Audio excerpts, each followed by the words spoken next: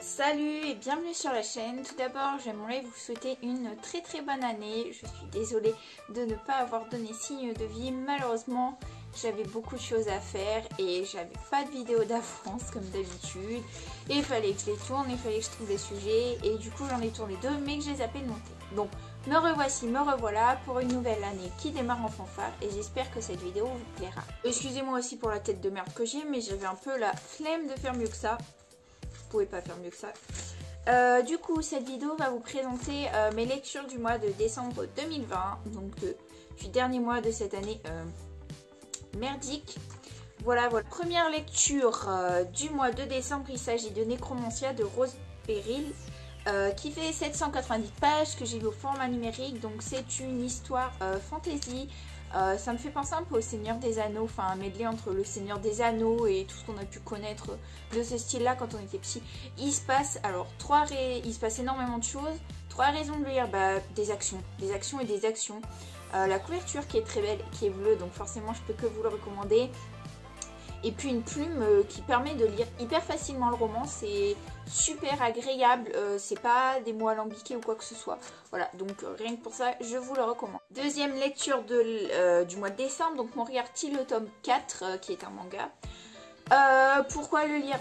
L'histoire que j'ai peut-être préférée au tome précédent.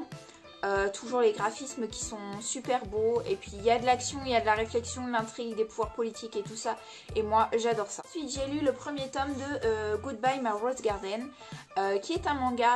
Alors pourquoi le lire? 1, parce qu'il est super émouvant.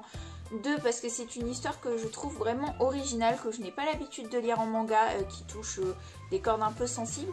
Et 3, parce que les graphismes sont magnifiques et les personnages super attachants. Donc ça fait 4, mais on s'en fout, vous me passez le petit truc. Ensuite j'ai lu Si Belle Sibylle de Valentine Lalande, mais du coup Stergan aussi ça compte, qui fait 356 pages, édité aux éditions Hugo Noué. Ouais, si je me trompe pas. Parce que c'est possible. Du coup, pourquoi lire ce roman? Une histoire absolument formidable, super touchante. J'ai toujours pas fait ma chronique pour l'instant. 2, pour la plume de l'autrice qui est absolument formidable. Elle est à la fois émouvante et super drôle. Et 3, pour tous ces personnages qui commencent tous par la lettre S. Ça me fait trop rire, mais je trouve ça super. Et puis parce qu'ils sont tous à la fois émouvants, ils ont tous une histoire derrière qui est bien exploitée, etc. Voilà, donc franchement foncez. Puis j'ai lu le tome 4 de Mes chères filles, donc qui est une réécriture un peu des 4 filles du Docteur Mark. En version manga. Donc pourquoi le lire? Toujours pour les graphismes qui sont magnifiques, parce que Bess, le personnage principal, prend un peu son envol et se bat toujours contre la vie de ses sœurs, contre la vie de tout le monde, parce qu'elle est vilain petit canard. Et 3, parce que les sœurs changent un peu et qu'on voit un peu plus les autres personnages, donc c'est d'autant plus intéressant. Ensuite j'ai lu Mo, qui fait 427 pages, édité aux éditions Blacking, écrit par Ewaro, pardon, excusez-moi, je regardais mes bouquins en même temps, super. Hein. Donc pourquoi le lire? Une histoire, un personnage principal, très singulier, je trouve. J'en ai jamais vu, enfin quasiment jamais vu dans les romans que j'ai lus, surtout en personnage principal. Ensuite une histoire qui est pleine de rebondissements, qui est à la fois très émouvante, simple, pas dans le sens où ce qui se passe c'est rien de bien grand. Non, mais par rapport au personnage qui est assez simple, qui est assez pur. Puis vraiment c'est émouvant et moi j'aime cette partie sombre du roman.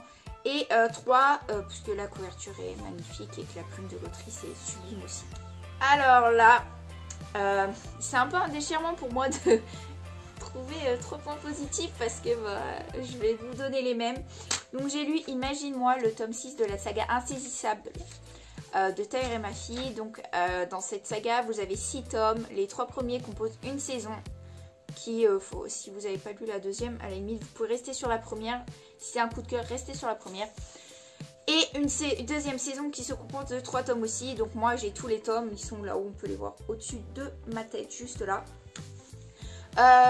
C'est un tome que j'ai pas particulièrement apprécié malheureusement, et en plus c'est le tome final, donc j'étais très triste parce que j'arrivais pas à accrocher au point de vue de Kenji. Pourtant c'est un personnage que j'adore, mais là j'arrivais pas à accrocher, je comprenais pas grand chose. Pourtant la saga, je l'ai lu et relu. Et du coup voilà, c'était un peu compliqué pour moi comme lecture, mais j'ai quand même su l'apprécier parce que bon, c'était ma saga préférée. Donc pourquoi le lire? Parce que c'est ma saga préférée, donc tout ce qui est ma saga préférée, vous devriez le lire. Non, je rigole. 2, parce que l'écriture de Théorie Ma Fille est toujours aussi agréable à lire. Et 3, parce qu'on finit un peu sur un happy end que j'ai trouvé très touchant, même si un peu rapide. Ensuite, j'ai lu le tome 3 de l'Atelier des Sorciers, qui est un manga. J'ai beaucoup aimé, donc 3 raisons de le lire, parce que le personnage principal prend là aussi encore son envol, des décisions qui lui sont propres, et commence on voit un peu plus son évolution. 2, les graphismes qui sont toujours aussi beaux. Et 3, l'histoire de ce tome est, je trouve, très émouvante. On découvre un nouveau personnage et j'ai beaucoup apprécié le découvrir. Alors là, je sais pas combienième de lecture. Donc Sous le soleil de minuit de Gaël Bonacieux, qui fait 295 pages. Donc pourquoi le lire? L'histoire qui est pleine de mystères déjà. Des personnages assez... ils sont sympas, ils sont différents et ils sont très particuliers. Et 3, la plume de l'autrice qui est pleine de magie, de mystère et assez poétique. Dernière lecture du mois de décembre, donc il s'agit d'Hydrasil de Suzy Normand si je ne me trompe pas. Donc c'est le tome 1 édité chez Évidence Éditions. Donc je l'ai lu, je n'ai pas forcément hyper apprécié ma lecture. Pourquoi le lire? Alors parce qu'il s'agit de l'univers des fées, donc moi ça m'intéresse particulièrement. 2, parce que la plume est assez sympathique à lire, franchement c'est super agréable et super rapide. Et 3, le roman est court, donc vous pouvez pas vous ennuyer, vous pouvez pas trouver ça trop long, et puis il se passe quand même pas mal de choses. Mais voilà, n'hésitez pas. C'est déjà la fin de cette vidéo. N'hésitez pas à me dire si vous avez lu des romans que moi j'ai lus, si vous avez aimé, s'il y en a certains qui vous tentent.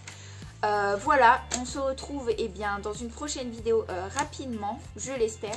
Je vous fais de gros bisous et je vous dis à bientôt.